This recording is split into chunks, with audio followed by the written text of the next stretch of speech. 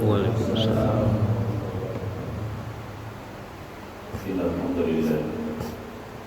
Nahmaduhu wa nasta'inuhu wa nastaghfiruhu wa nasta'inu wa natubu ilayhi. Wa na'udzu billahi min shururi anfusina wa sayyiati a'malina.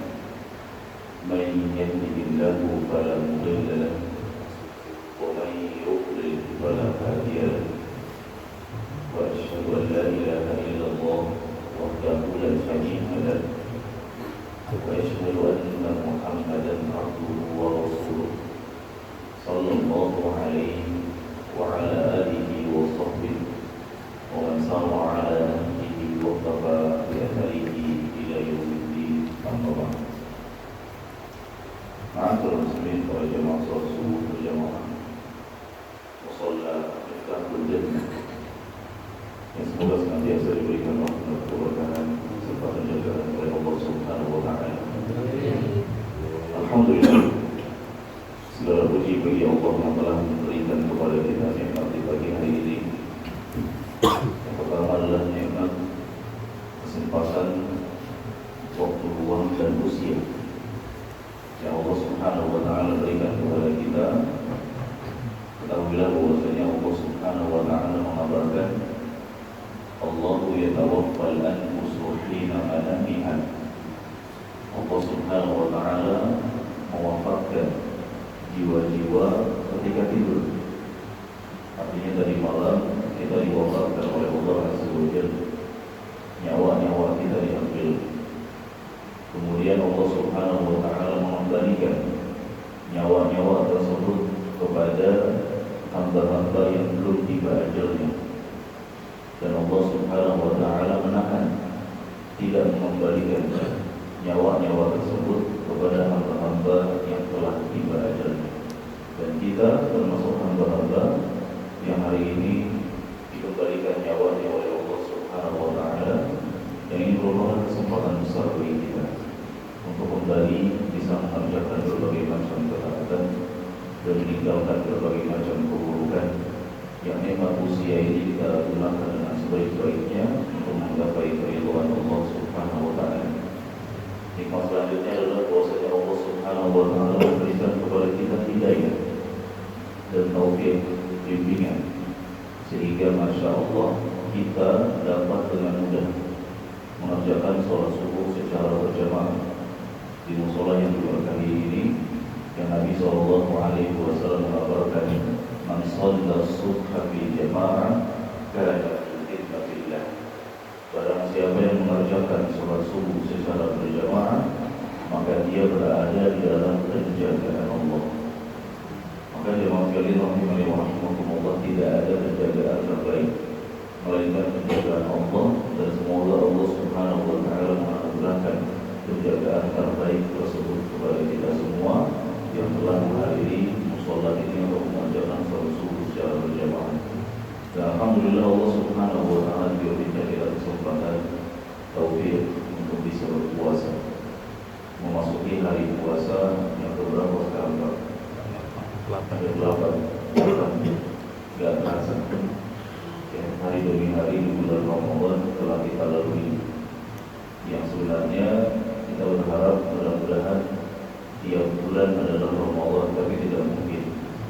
Ala kulli hal, meskipun tidak mungkin, maka Ramadan tahun ini maksimalkan, penuhi dengan ketaatan dan tinggalkan segala macam kelalaian. Jemaah sekalian rahimani wa rahimakumullah, atas nikmat-nikmat yang Allah berikan, termasuk di antaranya nikmat kemudahan untuk mengerjakan berbagai macam ketaatan, kita berharap, kita meminta kepada Allah Azza wa Jalla, semoga Allah Subhanahu wa taala menjadikan kita termasuk orang-orang yang istiqomah di atas ketaatan sampai kita wafat. Semoga Allah Subhanahu wa taala menerima semua amal saleh kita dan menjadikan seluruh amal saleh yang kita kerjakan sebagai pemberat timbangan pada hari kiamat kelak insyaallah. Jemaah sekalian rahimani wa rahimakumullah, pada pagi hari ini izinkan kami untuk menyampaikan faedah yang mudah-mudahan bermanfaat dan menambah semangat kita untuk bisa menjalani ibadah puasa Ramadan dan juga menjalani ibadah puasa di hari-hari yang selanjutnya.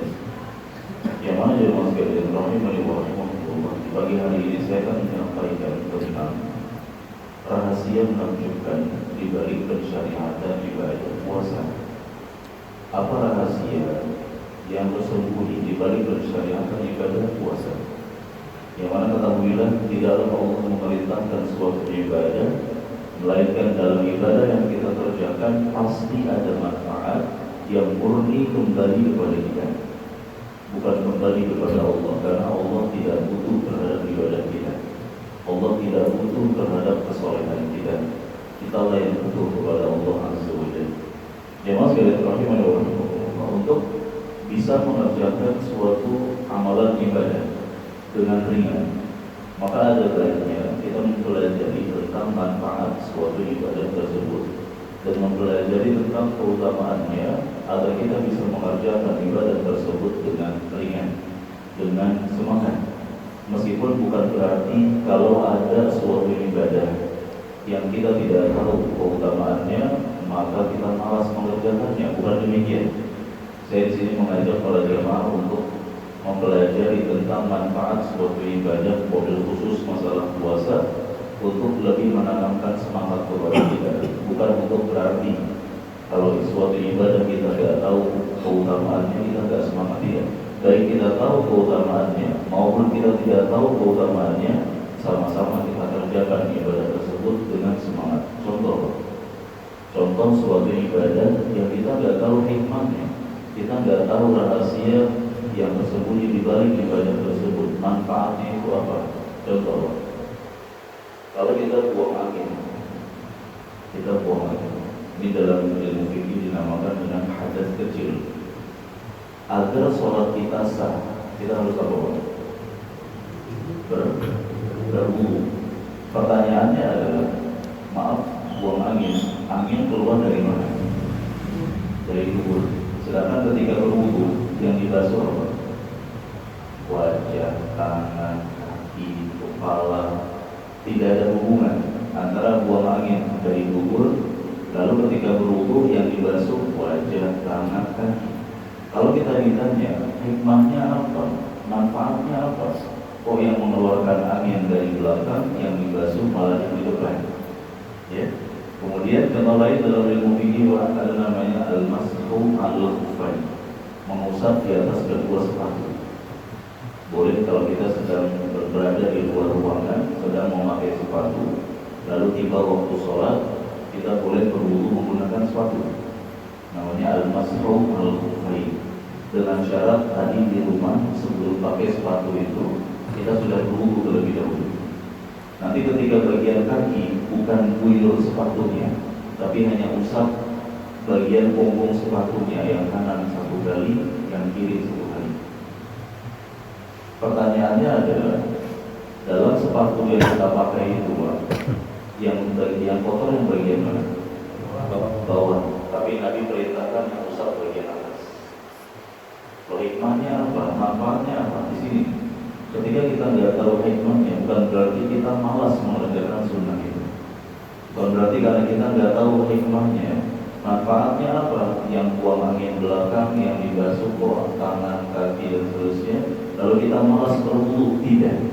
Saya katakan, baik kita tahu hikmahnya maupun kita tidak tahu hikmahnya, tetap sama-sama semangat dalam mengerjakannya, dan lebih semangat lagi ketika kita mengetahui hikmah, rahasia tersembunyi di balik suatu ibadah yang sedang kita kerjakan, termasuk puasa, yang alhamdulillah kita telah memasuki hari yang ke-8. Masya Allah. Jemaah sekalian rahimahullah, para ulama menggali itu bahasa ini, membuat ta'lifan, membuat karangan-karangan, karya-karya yang berisikan tentang hikmah pensyariatan ibadah puasa. Di antara Imam Ibnu Rajab dalam Lataiful Ma'arif dan imam-imam yang lainnya. Di antara hikmah, di antara rahasia menakjubkan di balik pensyariatan ibadah puasa adalah Allah Subhanahu wa Ta'ala menyebutkan secara langsung bahwa puasa merupakan wasilatun ila taqwa. Bahwa puasa merupakan perantara menuju ketakwaan. Puasa merupakan perantara menuju ketakwaan. Allah Subhanahu wa Ta'ala berfirman dalam surat Al-Baqarah 183,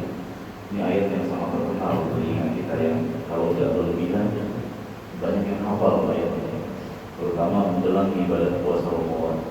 Allah Subhanahu wa taala berfirman, "Ya ayyuhalladzina amanu" terus kutiba alaikumus shiyam kama kutiba alal ladzina min qablikum la'allakum tattaqun atau turhamun atau tuflihun. La'allakum tattaqun, hafal semua, Masya Allah. Allah Subhanahu wa taala berfirman, "Wahai orang-orang yang beriman, diwajibkan atas kalian berpuasa sebagaimana diwajibkan atas orang-orang sebelum kalian, la'allakum tattaqun, agar kalian menjadi orang-orang yang bertakwa." Dalam ayat ini Allah Subhanahu wa taala memanggil kita selaku hamba yang beriman. Wahai orang-orang yang beriman, diwajibkan atas kalian puasa. Yang dalam ayat ini ada kesimpulan bahwa puasa Ramadan itu hukumnya apa, Pak? Puasa Ramadan hukumnya apa? Wajib atau sunnah? Wajib. Sepakat para ulama, bahkan puasa Ramadan termasuk rukun Islam. Ya, termasuk salah satu dari rukun Islam. Barang siapa yang meninggalkannya dengan sengaja dalam keadaan sadar dan tidak mau bertobat kepada Allah, maka dia bisa keluar dari Islam karena mengingkari kewajiban puasa Ramadan. Dan Nabi SAW mengecam keras orang-orang yang meninggalkan puasa Ramadan tanpa alasan yang jelas. Yang kita melihat, alhamdulillah, di siang hari bulan puasa itu, Pak, banyak rumah makan yang pura-pura tutup. Bukan tutup, pura-pura aja. Dari zahirnya nampaknya dia tutup, tapi dari situ keluar beberapa laki-laki yang kuat, masih muda dan bukan musafir. Ngapain di rumah makan itu, Pak? Makan siang. Alhamdulillah. Rasulullah SAW mengecam orang-orang yang berani menodai kehormatan bulan puasa, tidak mau mengerjakan ibadah puasa yang padahal puasa itu wajib. Apa kata Nabi SAW? Beliau diperlihatkan pemandangan api neraka, lalu beliau mendapati sebuah kaum mu'allaqina ala ru'usihim, yang kaum tersebut digantung kaki-kaki mereka, kepala mereka di bawah. Musyaqqaqatan ashdaqohum danan, dan mulut mereka hancur mengeluarkan darah. Alhamdulillah. Dikatakan kepada Nabi SAW, haula'il ladzina yufṭiruna qabla tahillati shiyamihim. Siapakah kaum yang digantung lalu mulut mereka hancur mengeluarkan darah itu, ya mas sekalian? Mereka itulah adalah orang-orang yang berani berbuka puasa sebelum tiba waktunya. Dia makan siang di bulan Ramadan, kan belum waktunya berbuka siang itu. Dia makan pagi, jam 8 dia makan. Padahal jam 8 itu belum waktunya berbuka puasa, masih sangat jauh sekali. Maka na'udzubillah, kalau orang-orang tersebut tidak bertaubat kepada Allah sampai matinya, maka dia terancam mendapatkan sisaan seperti itu. Tidak berlindung kepada Allah dari sisaan api neraka. Jadi kita bersyukur kepada Allah atas nikmat hidayah yang Allah berikan kepada kita, sehingga di hari ke-8 ini kita masih bisa mengerjakan ibadah puasa tanpa terpaksa sedikit pun, Masya Allah. Jemaah sekalian, kemudian kata Allah Azza wa Jalla, kama kutiba 'alal ladzina min qablikum, sebagaimana diwajibkan atas orang-orang sebelum kalian. Maksudnya adalah ibadah puasa ini merupakan suatu ibadah yang telah Allah wajibkan juga kepada umat sebelum Nabi Muhammad SAW. Berarti umat-umat sebelum Nabi Muhammad SAW, mereka diperintahkan puasa juga. Apa faedahnya? Kata para ulama, ini merupakan rahmat, kasih sayang dari Allah untuk umat Muhammad SAW. Apa bentuk rahmatnya? Ternyata puasa adalah ibadah yang bukan hanya diperintahkan kepada umat kita saja, tapi juga sudah lebih dulu Allah perintahkan kepada umat-umat sebelum kita. Ya maksudnya, kalau ada sebuah tugas yang diberikan kepada kita, yang tugas itu belum pernah ada yang mengerjakan siapapun sebelum kita, Contoh kecil misalkan tugasnya kita suruh ngantor selama 15 jam misalkan. Biasanya ngantor cuma 8 jam. Kalau tambah lembur paling cuma misalkan 10 jam. Jadi kita suruh ngantor 15 jam. Tugas ngantor 15 jam itu belum pernah dikerjakan oleh siapapun, belum pernah diberikan kepada siapapun. Kita pasti akan berat mengerjakannya. Tugas macam apa ini? Sudah pernah ada yang kerjakan? Belum. Ini perdana. Kita akan berat mengerjakannya. Tapi kalau sekiranya misalkan tugas ngantor 15 jam itu sudah diperintahkan pula kepada orang-orang sebelum kita, kepada pegawai-pegawai sebelum kita, maka tentu kita akan ringan mengerjakannya. Oh, ternyata sudah ada yang mengerjakan, ternyata sudah pernah dikerjakan oleh orang-orang, bukan cuma kepada saya. Ya sudah, saya coba dulu. Kan begitu. Nah, begitu pun kondisi kejiwaan kita ya maksudnya. Ketika ternyata puasa adalah ibadah yang sudah Allah wajibkan kepada umat sebelumnya, kita akan dengan ringan mengerjakannya. Umat sebelumnya sudah diwajibkan, maka giliran umat ini sekarang yang mengerjakannya. Kalau kita gali lagi dalam pembahasan fikih yang mau ceritakan dalam jajaran pembahasan sejarah puasa, ternyata puasanya orang-orang terdahulu, puasanya umat sebelum Nabi Muhammad SAW itu lebih berat, teman-teman.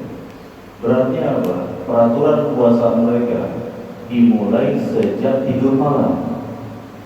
Ibaratnya kalau kita misalnya tidur jam 10 malam, sejak saat itu dia puasa. Kalau umat Muhammad SAW gimana Pak? Tidur jam 10, bangun jam 3 masih boleh makan? Masih boleh makan? Boleh.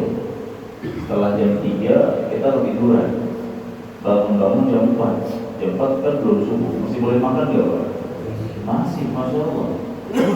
Setelah jam 4 tiduran lagi, bangun jam 4.15, masih boleh makan? Masya Allah, ini nikmat sekali keringanan yang Allah berikan kepada kita, yang Allah Subhanahu wa Ta'ala berikan kepada umat Muhammad SAW.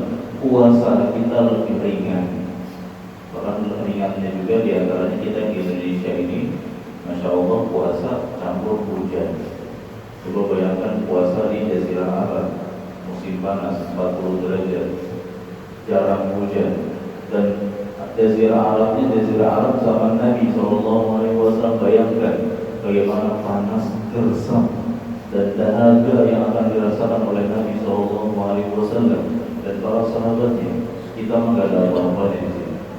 Bahkan sebagian di antara kita puasa sambil kantornya ber-AC, adem. Makin ringan itu dia puasanya. Buat sebagian kita ada yang pekerja lapangan, Masya Allah, ujian berat. Tapi Masya Allah, sebesar-besarnya ujian kita belum ada apa-apanya dibandingkan dengan ujian yang dialami oleh Nabi dan para sahabatnya ketika berpuasa dahulu. Nah, jemaah sekalian rahimakumullah, puasa adalah ibadah yang telah diwajibkan kepada umat-umat sebelum kita. La'allakum tattaqun, di akhir ayat kata Allah, agar kalian menjadi orang yang bertakwa. La'allakum, la'alla dalam bahasa Arab itu kan maknanya mudah-mudahan. Kalau bahasa kita bisa jadi, ya, mudah-mudahan bisa jadi, barangkali versi manusia. Ini artinya kan belum ada kepastian, masih harapan. Tapi mudah-mudahan versi Allah. Kalau jamaah lihat Al-Quran, lalu ada terjemahan mudah-mudahan kalian. Ini artinya bukan seperti mudah-mudahannya manusia. Kalau manusia sifatnya doa, berharap, kepastiannya belum ada. Tapi kalau mudah-mudahan dalam Al-Quran, kata para ulama tafsir, maknanya adalah pasti. Ketika Allah berfirman mudah-mudahan kalian bertakwa, artinya pasti kalian akan menjadi orang yang bertakwa. Dengan puasa yang kita kerjakan jemaah sekalian, maka pasti kita akan menjadi pribadi yang bertakwa. Ketika ada orang puasa tapi enggak bertakwa, dia puasa tapi bohong, puasa tapi menipu, puasa tapi berbicara kasar, puasa tapi dengki, puasa tapi suudzon, puasa tapi enggak sholat, maka dipertanyakan keikhlasannya dalam puasa, dipertanyakan kesungguh-sungguhannya. Puasa yang dia kerjakan itu untuk siapa? Pasti ada kesalahan dalam puasanya. Karena seharusnya kata Allah, adanya puasa itu pasti kalian akan menjadi pribadi yang bertakwa. Jemaah sekalian rahimani wa rahimakumullah. Sebelum kita sampaikan hikmahnya atau hubungan antara puasa dengan ketakwaan yang merupakan hikmah yang sedang kita sampaikan ini, Al-Imam Talaq Ibnu Habib rahimahullah mendefinisikan ketakwaan. Takwa itu adalah anta'amala bi ta'atillah. Engkau mengerjakan ketaatan kepada Allah ala nurin min Allah, berdasarkan petunjuk dari Allah, tarju thawab Allah, dalam rangka berharap pahala dari Allah. Takwa itu engkau mengerjakan ketaatan kepada Allah berdasarkan petunjuk dari Allah dalam rangka berharap pahala. Wa anta tatruka ma'siyat Allah, engkau meninggalkan maksiat ala nurin min Allah, berdasarkan petunjuk dari Allah, takhafu iqab Allah, dalam rangka takut akan siksa. Simpelnya takwa itu orang yang rajin menjalankan perintah dan menjauhi larangan sesuai arahan Al-Quran dan Sunnah Nabi SAW yang mulia. Mengerjakan ketaatan berharap pahala, meninggalkan kemaksiatan karena takut azab, itu orang yang bertakwa. Jadi simpelnya lagi, orang bertakwa orang yang semangat menjalankan ketaatan dan meninggalkan maksiat. Orang yang puasa akan menjadi orang yang bertakwa, akan menjadi orang yang rajin menjalankan perintah dan meninggalkan larangan. Mengapa demikian? Kata para ulama, orang yang puasa itu dia sekalian adalah orang yang meninggalkan makanan dan minuman. Padahal makanan hukum asalnya halal atau haram? Makanan halal atau haram? Halal. Minuman gimana? Halal. Halal. Istri kita gimana? Halal. Halal. Tapi ketika datang bulan puasa di siang harinya, makanan siap kita tinggalkan karena Allah, minuman siap kita tinggalkan karena Allah, bahkan penyaluran syahwat kepada istri siap kita tinggalkan karena Allah. Artinya kata para ulama, orang yang berpuasa itu adalah orang yang siap meninggalkan yang halal-halal karena Allah. Kalau kita terbiasa meninggalkan yang halal-halal karena Allah, maka akan sangat mudah bagi kita untuk meninggalkan yang haram. Dan orang-orang yang terbiasa meninggalkan yang haram, itulah orang-orang yang bertakwa. Jadi jamaah sekalian rahimani wa rahimakumullah, di antara cara atau bentuk latihan agar kita mudah meninggalkan kemaksiatan, ada kalanya kita harus siap meninggalkan sesuatu yang mubah-mubah karena Allah, sesuatu yang halal-halal karena Allah. Contoh kecil, setelah subuh kita diberikan opsi pilihan, apakah sepedaan, olahraga, atau ke majelis taklim. Sepedaan hukumnya halal atau haram? Halal, boleh, nggak ada yang mengharamkan sepedaan. Ke majelis taklim mulia. Di sini kita ditantang keimanan kita. Apakah saya harus masuk? Biasanya ada orang yang sepedaan sejak setelah sholat subuh. Karena kalau dia milihnya waktu jam 6, jam 7 sudah macet dan raya, sudah nggak seru sepedaannya. Jadi diharapkan pilihan, saya sepedaan habis subuh atau habis subuh saya majelis taklim. Kalau saya majelis taklim, selesai majelis taklim misalkan jam 8, misalnya saja jam 8, habis waktu sepedaan saya. Di sini dia maksudnya, kalau dia tinggalkan sepedaan karena Allah untuk hari itu saja, dia memilih majelis taklim, ini merupakan bentuk latihan untuk meninggalkan yang haram-haram. Dengan cara apa? Meninggalkan yang halal-halal karena Allah. Bismillah, saya tinggalkan sepeda, saya ke majelis taklim dulu, saya belajar, mendapatkan faedah-faedah dari Quran dan Sunnah Nabi SAW. Kemudian setelah azan, setelah azan, kita dihadapkan pilihan, main handphone, sibuk dengan handphone, atau lebih baik kita berzikir, istighfar sambil nunggu iqamah. Main handphone hukum asalnya halal atau haram? Kita melihat di WhatsApp atau mungkin membaca-baca berita, misalkan halal, boleh. Tapi kita tinggalkan itu karena Allah. Kenapa? Lebih baik saya menunggu iqamah dengan cara berzikir, membaca Quran, beristighfar, mohon ampun kepada Allah. Kalau kita terbiasa meninggalkan yang halal-halal karena Allah, kita akan siap untuk meninggalkan yang halal-halal. Dan itulah orang yang bertakwa.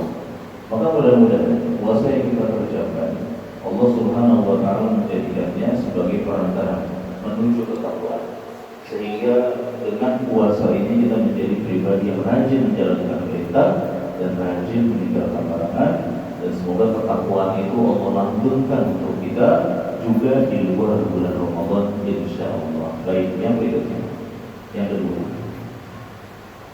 di antara hikmah, di antara rahasia menakjubkan di balik pensyariatan ibadah puasa, anna sawma wasilatun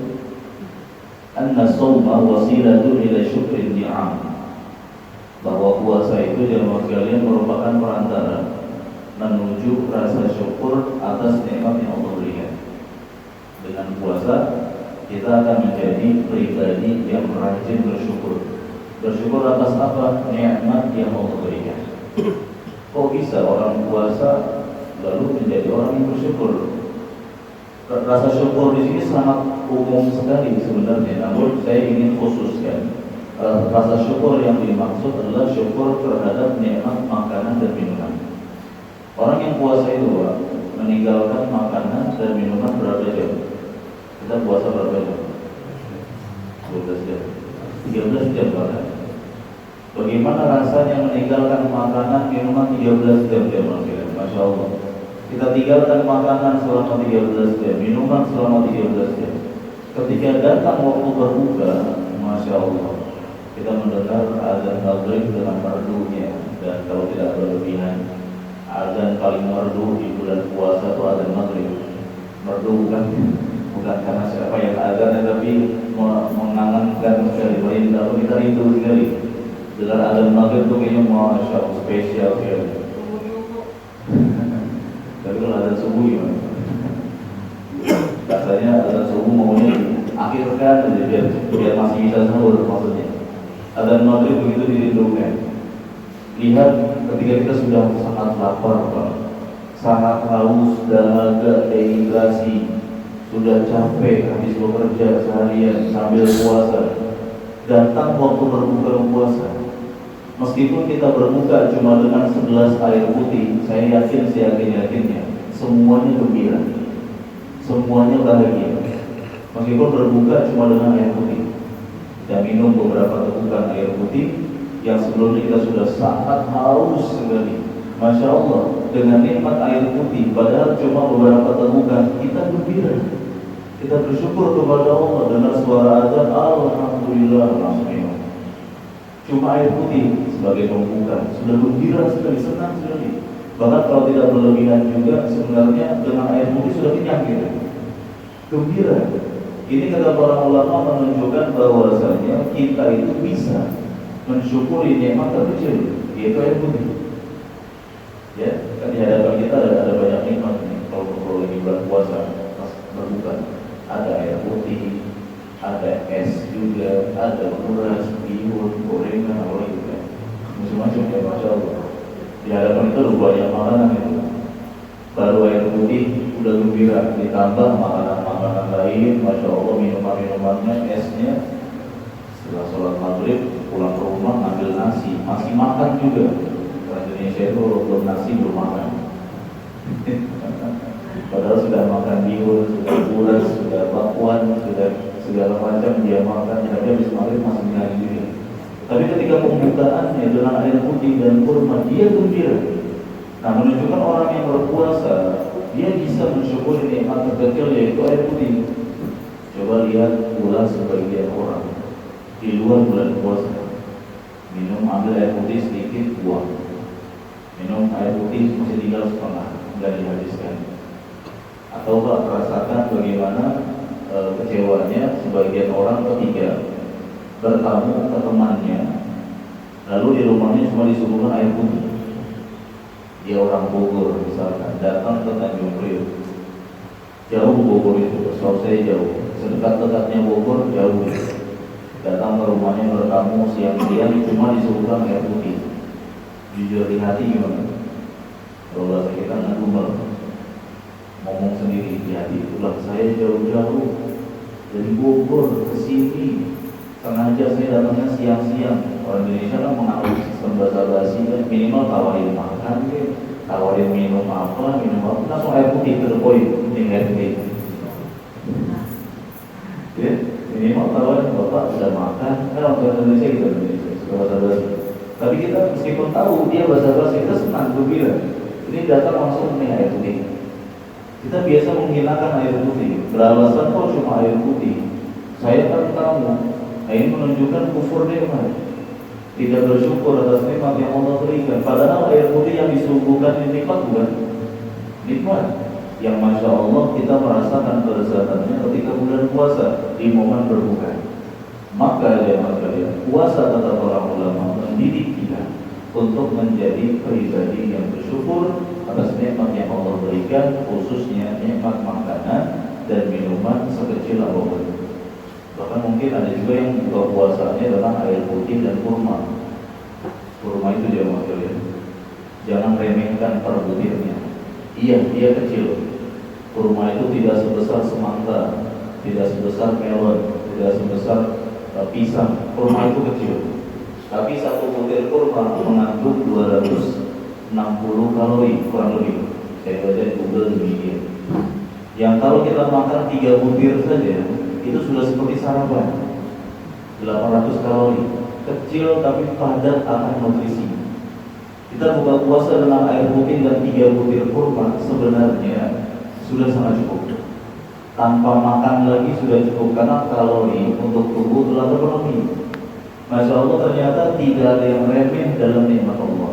Sekecil apapun nikmat itu gak ada yang remeh dan gak ada yang patut untuk diremehkan, disepelekan. Semua nikmat Allah itu besar dan agung. Allah Subhanahu wa taala mengingatkan, "Wa ma bikum min ni'matin fa min Allah." Apa-apa yang kalian punya, apa-apa yang kalian miliki berupa nikmat, itu semua dari siapa? Dari Allah. Kita wajib mensyukuri. Dan Allah Subhanahu wa taala menjanjikan bagi hamba-hamba yang mau bersyukur atas nikmat yang Allah berikan, Allah janji akan tambahkan nikmatnya. Apa kata Allah Subhanahu wa taala? La in syakartum la azidannakum wa la in kafartum inna 'adzabi lasyadid. Kalau kalian bersyukur atas nikmat yang Allah berikan, Allah akan tambahkan nikmat itu kepada kalian.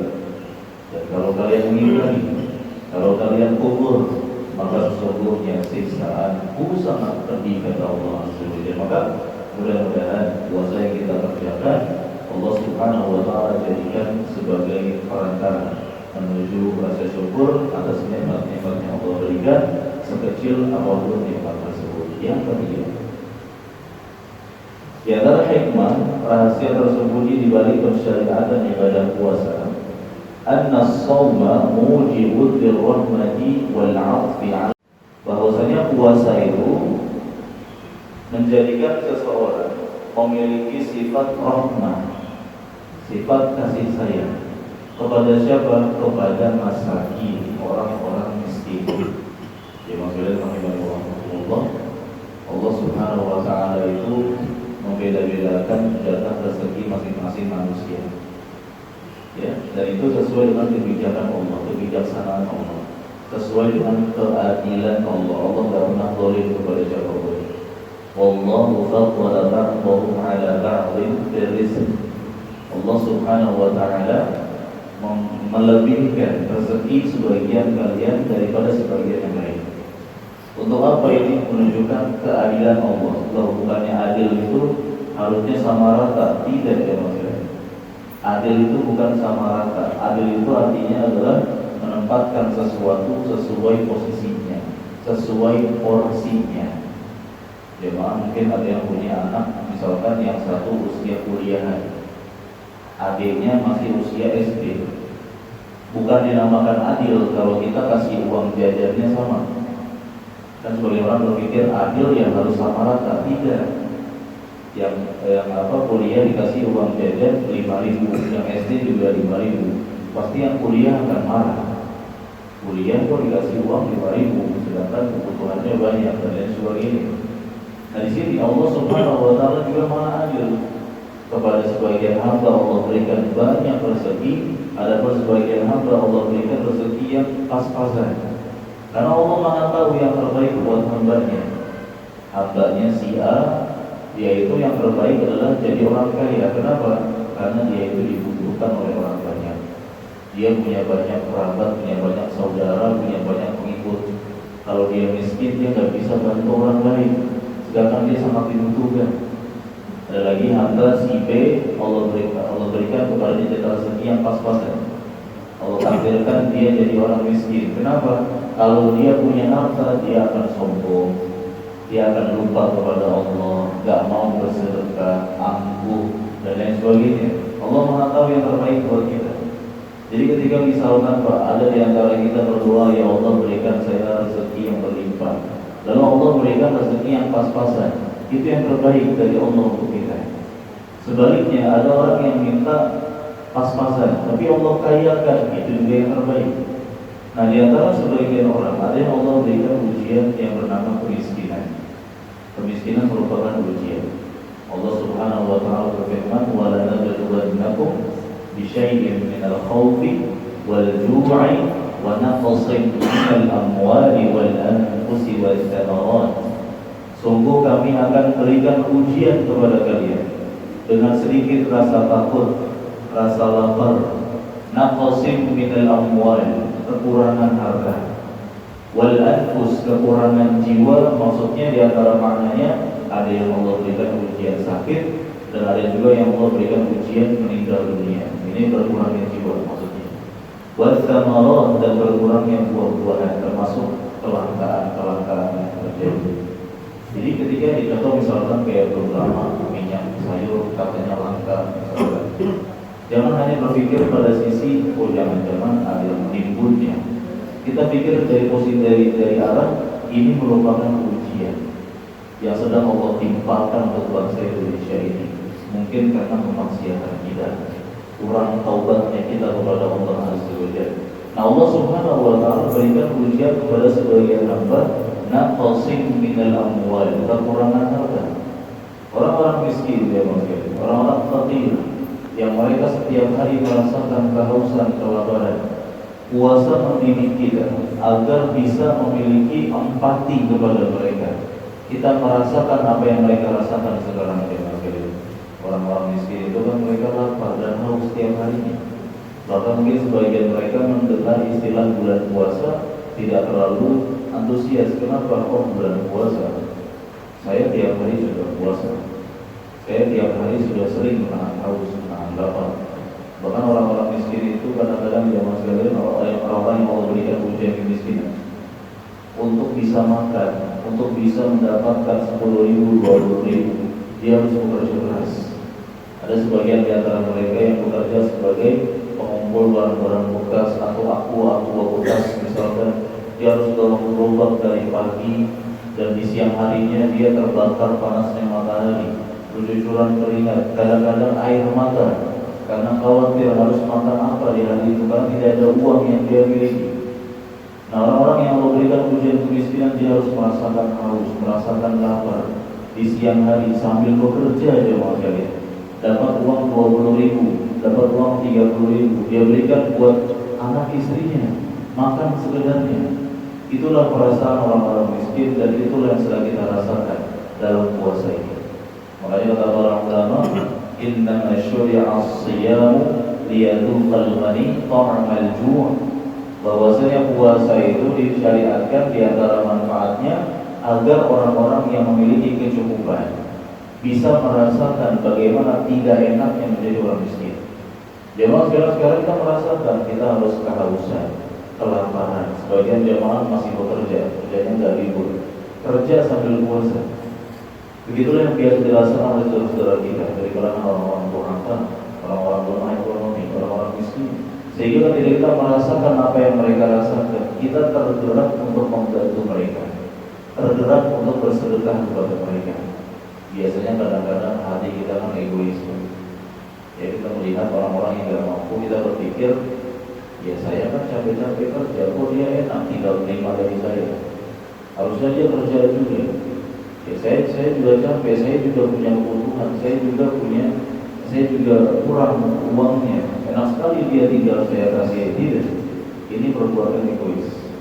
Jangan sekalian nikmat yang kita miliki, Uang yang ada di saku-saku kita itu dari Allah, bukan hasil kerja keras kita, bukan sama sekali. Kalau Allah Subhanahu wa Ta'ala tidak memudahkan, tidak memberikan pertolongan kepada kita, kita tidak bakal bisa punya uang sama sekali. Bahkan kita kerja 24 jam non-stop pun, kalau Allah Subhanahu wa Ta'ala tidak memberikan kita pertolongan, kita tidak bakal bisa punya uang sepeser pun. Maka berikan kepada mereka apa yang mencukupi mereka, yang membuat mereka bahagia dan bahagia. Jangan berpikir saya tidak butuh dan lain sebagainya. Jangan pilih kami menolak Allah. Kita memberi kepada mereka bukan karena uang kita banyak. Kita memberi kepada orang-orang miskin itu karena kita merasakan tidak enaknya menjadi orang yang kelaparan. Kita memberi kepada mereka karena kita tahu tidak enaknya menjadi orang yang tidak punya uang. Mungkin 5.000 rupiah, 10.000 rupiah buat kita kecil, remeh. Tapi buat mereka, Masya Allah, ya begitu berharga. Contoh, kita ke Indomaret atau Alfamart misalkan. Biasanya kan ada bayar parkir. Bayar parkir berapa? 2.000. Ini udah bilangan atau disepakati oleh para tukang parkir. 2.000. Coba berkali-kali kasih 5.000, bosan tadi. Dia akan berterima kasih. Oh makasih Pak, makasih. Kebetulan kita pakai peci, pakai jubah, panggil Pak Haji. Makasih Pak Haji. Berkah, mudah-mudahan berkah. Dia doain. Besoknya ketemu lagi, kita disambut baik oleh abang parkir ini. Ya, ayo. Pak Haji, sehat Pak Haji. Masya Allah. Cuma gara-gara 5.000. Dia begitu menghormati dan sebagainya. Padahal kalau menurut kita 5.000 apa dari 5.000? Tapi dia begitu menghargainya, dia begitu senang, gembira. Bahkan kadang-kadang ujung-ujungnya kita di tempat curhatnya dia. Makasih Pak Haji, Masya Allah nih Pak Haji. Kebetulan saya belum setoran, ada curhat ya. Gembira, dia terima kasih sekali kepada kita. Artinya Masya Allah. Terkadang menurut kita itu remeh, tapi menurut mereka Masya Allah begitu berharga. Kita mau sedekah dengan nasi kotak, misalkan cuma 1 porsi, gak enak cuma 1 porsi. Saya takutnya gak cukup. Dia mau sekali 1 porsi kita berikan kepada orang, dia senang gembira, dia bisa makan dengan itu. Bayangkan besarnya pahala yang akan kita dapatkan dengan bersedekah kepada mereka, wabil khusus di bulan Ramadan ini. Nabi SAW memotivasi kita agar bisa banyak-banyak sedekah di bulan Ramadan. Kata Abdullah bin Abbas, Rasulullah SAW itu beliau lebih rajin sedekah lagi ketika di bulan Ramadan. Di luar bulan Ramadan Nabi rajin sedekah. Padahal Nabi sering kelaparan. Nabi juga sering mengganjal perut dengan kebatuan untuk menghilangkan rasa lapar. Tapi ketika punya harta, ketika punya kelebihan, Nabi gak akan terpikir, Nabi gak akan takut miskin untuk sedekah. Di bulan Ramadan kata Abdullah bin Abbas, "Kadrihil mursalah." Rasulullah SAW itu seperti angin yang berhembus. Sedekah tanpa takut miskin, tanpa berpikir nanti bulan ke depan gimana keuangannya, tanpa berpikir nanti buat setahun ke depan keuangannya. Tidak. Saat itu ada Nabi sedekahkan kepada para sahabat tanpa berpikir panjang, tanpa musyawarah, langsung sedekahkan jamaah sekalian. Apalagi kalau kita sedekahnya juga diantaranya adalah kita alokasikan untuk bukaan orang-orang yang tidak mampu atau bukaan kaum muslimin yang sedang berpuasa. Kata Nabi SAW, "Man fattara sha'iman." Barang siapa yang memberikan buka kepada orang yang sedang puasa, maka dia akan mendapatkan pahala orang yang berpuasa tersebut tanpa mengurangi pahalanya sedikit pun. Kalau kita ngasih ke 2 orang buat buka puasa, misalkan buat buka puasa, ya misalnya 15.000, kita kasih ke 2 orang, cuma mengeluarkan 30.000, kita akan mendapatkan pahala puasa 2 orang ini tanpa mengurangi pahala mereka berdua sedikit pun. Apalagi kalau yang kita berikan dulu 3 orang, 5 orang, 10 orang, maka jangan ragu-ragu datang ke masjid atau musola, Pak ini bismillah untuk program buka bersama. Ada 100 orang yang makan makanan dari harta kita, dari sedekah kita, kita akan mendapatkan pahala 100 orang itu tanpa mengurangi pahala mereka sedikit pun. Maka di bulan Ramadan ini hendaknya masing-masing di antara kita lebih bergerak dan untuk peduli secara khusus kepada orang-orang yang memberikan ujian kemiskinan dan secara umum kepada seluruh kaum muslimin yang membutuhkan. Kemudian yang rahimahullah juga sebelum dilanjutkan perlu kita ketahui bahwa ternyata kemiskinan itu bukan bentuk kehinaan dalam Islam. Justru Nabi SAW begitu memuliakan orang-orang miskin, dan Nabi dikelilingi oleh para sahabat-sahabat yang sebagiannya pun miskin. Sebagian sahabat hanya punya baju cuma satu yang dia pakai. Sebagian sahabat hartanya di rumah cuma berupa tikar yang sudah usang, sudah lusuh, sudah sangat jelek. Sebagian sahabat mendapatkan ujian-ujian berat seputar ekonomi dan masalah. Dan Nabi SAW mengatakan hidupuni itu apa? Carikan orang-orang lemah, carikan orang-orang lemah. Di antara makna lemahnya adalah miskin. Fa'innama turzaquna wa tunsaruna bidu'afaikum. Kalian itu akan mendapatkan rezeki dan mendapatkan pertolongan karena ada orang-orang lemah di antara kalian. Berarti adanya orang-orang miskin itu bukan menjadi pembawa malapetaka di sebuah wilayah, di sebuah negeri, tapi justru adanya orang-orang miskin. Namun saya sampaikan kata para ulama, orang miskin yang soleh, bukan orang miskin yang tidak soleh.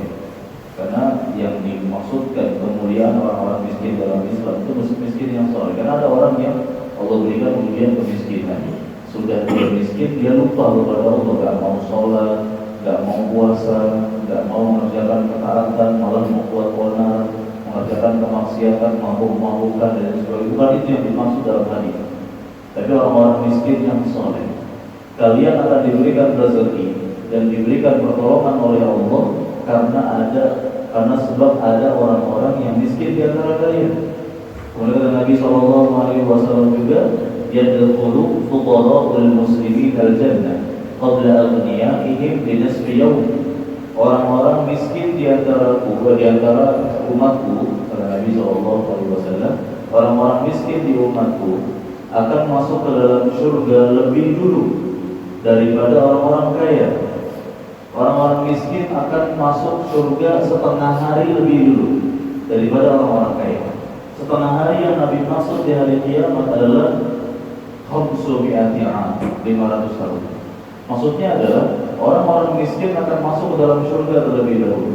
500 tahun kemudian barulah orang-orang kaya masuk surga. Itu pun orang-orang kaya yang soleh.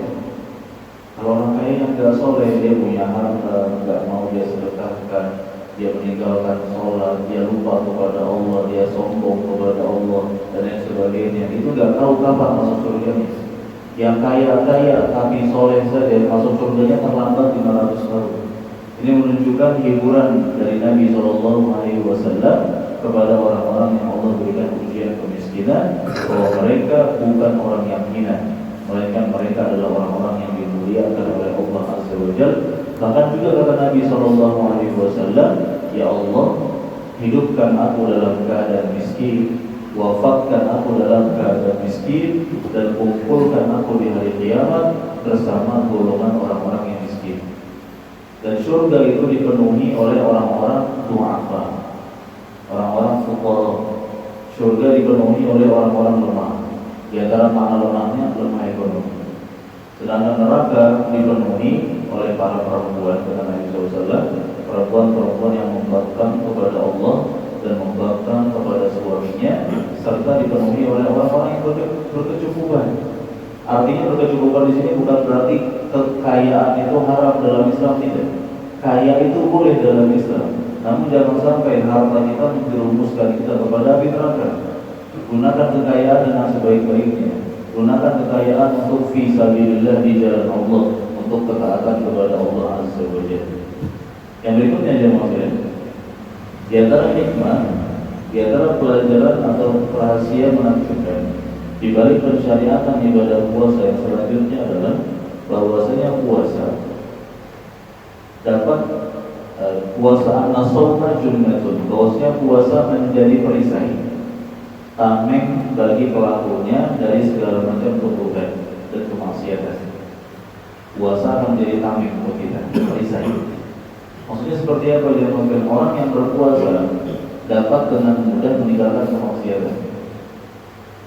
Orang yang berpuasa kata para ulama adalah orang-orang yang menahan haus dan lapar. Semakin dia haus dan lapar, maka aliran darah dalam tubuhnya akan melemah. Semakin lemah aliran darah dalam tubuhnya, semakin lemah pula godaan atau gangguan syaitan kepadanya. Kenapa? Karena Nabi SAW bersabda, "Asy-syaitanu yajri min ibni Adam majrad dam." Syaitan itu mengalir dalam tubuh manusia seiringan dengan aliran darah. Semakin kuat aliran darah kita, semakin kuat pula godaan syaitan, gangguan syaitan. Semakin lemah aliran darah kita karena rasa haus dan lapar tadi, maka semakin lemah pula gangguan syaitan kepada kita. Dan jemaah sekalian, kalau kita khusyuk dalam puasa yang sedang kita kerjakan, ikhlas karena Allah dan bersemangat dalam mengerjakannya, di antara hikmahnya manfaat puasa yang sedang kita kerjakan, puasa itu qahrun lisyaitan, bentuk kemenangan atas godaan-godaan syaitan. Oleh karena itu para ulama menyimpulkan jemaah sekalian, orang-orang anak-anak muda terutama yang belum sanggup untuk menikah karena mungkin belum punya biaya, belum punya finansial yang cukup. Para pemuda yang belum siap untuk menikah, Nabi SAW menasihati untuk banyak-banyak puasa. Nabi tidak menasihati anak-anak muda yang belum siap menikah banyak-banyak tahajud, tidak. Banyak-banyak baca Quran, banyak-banyak sedekah, tidak. Tapi Nabi katakan, ya ma'asyarasy syabab, wahai sekalian para pemuda, man istata'a minkumul ba'ata falyatazawwaj. Barang siapa di antara kalian yang sudah memiliki kemampuan yang dimaksud kemampuan finansial, harta, dan kemampuan fisik, hendaknya segera menikah. Kenapa? Dengan menikah ahsanu lil faraj, membuat kita mudah untuk menjaga kemaluan dari perzinahan. Wa aghaddu lil basar, dengan menikah kita lebih bisa untuk menundukkan pandangan, tidak jelalatan mata kita melihat perempuan sana sini karena sudah punya istri, sudah punya yang halal. Wa man lam yastati', barang siapa yang belum sanggup untuk menikah, fa 'alaihi bis-shaum, maka hendaknya dia berpuasa. Latihan menahan syahwatnya dengan berpuasa. Fa innahu lahu wija, karena puasa itu akan menjadi tameng baginya dari segala macam keburukan. Karena orang yang puasa itu sedang fokus terhadap rasa haus dan laparnya dia maksudnya, yang menyebabkan akhirnya dia tidak ada gairah untuk berbuat maksiat. Maka kalau kita khusyuk dalam puasa yang sedang kita kerjakan ini, sebenarnya ini merupakan ajang latihan bagi kita untuk siap meninggalkan berbagai macam keharaman, berbagai macam kemaksiatan. Meskipun kata para ulama, ada saja orang yang dengan puasa syahwatnya malah makin meningkat, itu ada sebagian orang. Namun di sini tetap dia berusaha untuk melatih agar jangan sampai syahwatnya itu diarahkan kepada yang buruk. Karena memang hukum asal jiwa manusia itu selalu mengajak kepada keburukan. Inna nafsa la'ammaratun bisu, sesungguhnya jiwa-jiwa itu senantiasa mengajak kepada keburukan. Illa man rahima rabbi, kecuali yang dirahmati oleh Allah Azza wa Jalla. Nah, kita berharap ya Mas, semoga puasa yang sedang kita kerjakan Allah jadikan sebagai perantara menuju kesucian jiwa, kesucian diri, agar kita tidak mudah terjerumus ke dalam kemaksiatan dan keharaman atau perkara-perkara yang Allah murkai lainnya. Dan hikmah-hikmah yang lainnya jemaah sekalian rahimani wa rahimakumullah, ya, yang tentunya hal-hal yang sudah kita sampaikan mudah-mudahan sudah mewakili dan mudah-mudahan mencerahkan serta membuat kita makin termotivasi untuk bisa selalu semangat dalam mengerjakan ibadah puasa. Besar harapan kita, semoga Allah Subhanahu wa taala memberikan hikmah-hikmah itu kepada kita semua dan juga memudahkan kita untuk mengerjakan ibadah puasa yang tersisa beberapa hari ini. Dan semoga Allah Subhanahu wa taala tidak menjadikan Ramadan tahun ini sebagai Ramadan yang terakhir. Kita meminta kepada Allah Ramadan yang berkesinambungan. Seputar apa-apa yang saya sampaikan mudah-mudahan jelas, dan jika ada pertanyaan silakan. Kalau tidak ada, saya cukupkan dari sini. Ada pertanyaan, Pak? Silakan, Pak.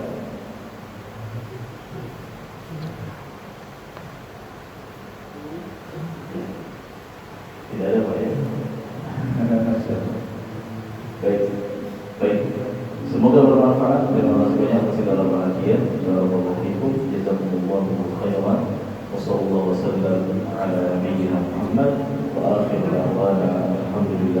rabbil alamin. Subhanakallahumma wa bihamdika asyhadu an la ilaha illa anta astaghfiruka wa atubu ilaik. Wassalamualaikum warahmatullahi wabarakatuh. Waalaikumsalam.